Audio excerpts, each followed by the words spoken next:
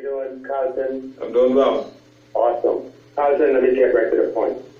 I have absolutely no problem with that honor, that national hero honor that was given to the Seminole gentleman. Okay, the first premier, our premier, one of our premier, okay?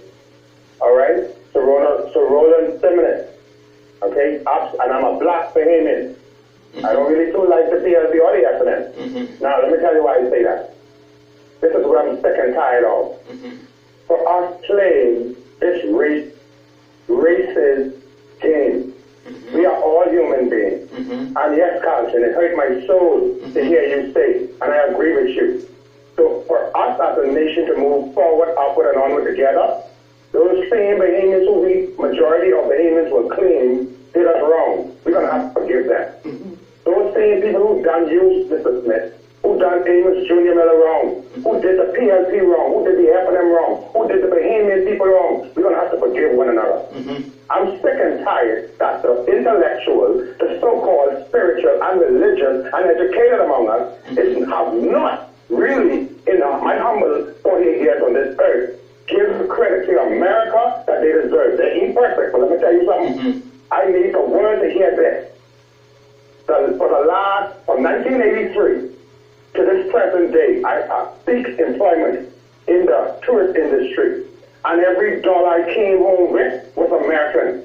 All right? Now listen, there is a whole lot of things where the black race needs to check their back on before we start pointing fingers at our white brothers and sisters. I am sick and tired of that. Y'all have a good day. Okay, thank you. How you doing, Mr. McCartney? Hey, I'm doing well. How are you? Hey, 52, what's up? Not too good, Warren. My father passed away about 2 weeks ago. We just buried him. Oh, so sorry. My condolences. So, you know, it is just writing. But I'm quite disappointed. All right, 52, here I am. Right? I listened to you, and the guy you had on a couple of days ago, the Johnson guy. His voice, somebody you had in your talk show was, you know, the history, the African history, Pan-Africanist.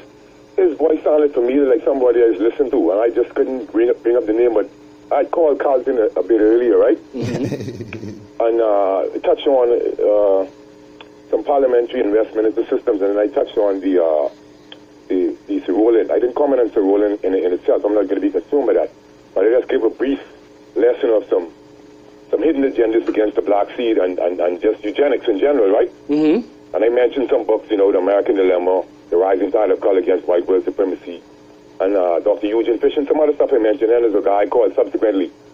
He didn't say anything out of the way, but he seems a bit angry, and he seems to be elderly, like one of these post-colonial brainwashed type people who still adhere to these systems, right? He told me I should burn these books, right? Burn the books? Yes. No. He must have found me to Queen Miriam. You see? So what I'm saying is, maybe he should read them before he burned them. I was just trying to make my people aware of hidden agendas, modern times, and pre-slavery, post-slavery, so that we could be able to know what's going on. So it seems to me as if he don't want to know what's going on. So he's made a statement that burn the books. So this is the reason now why we as a people are having a problem, you know, Mr. McCartney. Because of books?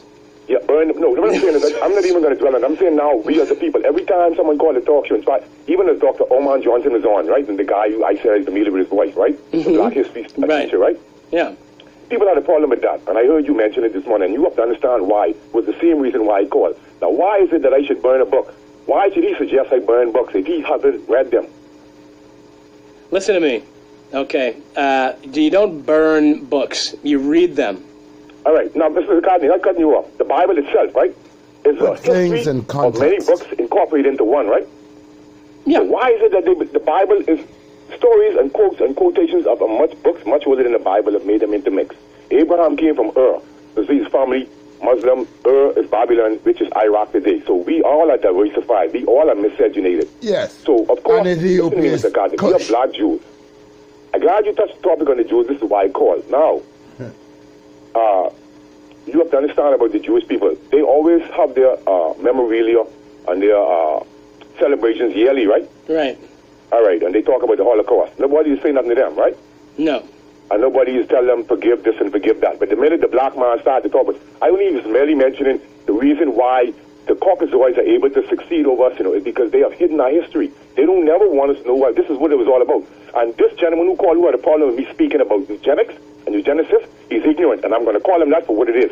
I'm not going to get personal with anybody, but maybe he should educate himself and stop hating. The other day, I called the talk show, I mentioned, I asked you a doctor, so let me give you an idea why we like that. Even when Marcus Garvey was in existence, they used William E. Du Bois, one of the first educated black men in America, to discredit Marcus Garvey, calling him buffoon and all that. Even when the Babe Ruth started to speak about racism, you remember that?